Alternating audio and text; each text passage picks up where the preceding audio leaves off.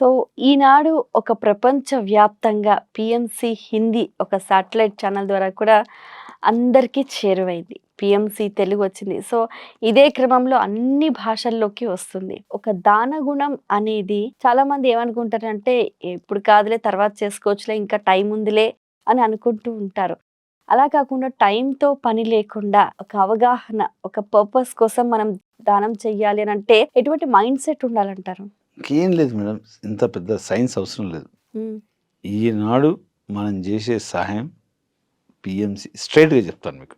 PMC Hindi ఛానల్‌కు మనం చేసే సహాయంతోటి 100,00,00,000 మందికి ఈ రోజా రేపా ఎల్లుండి 100,00,00,000 మందికి మనం ఆత్మజ్ఞానము, జ్ఞానము, పత్రి గారి బోధనలు తెలియజేస్తున్నాం ఈ మీడియా ద్వారా.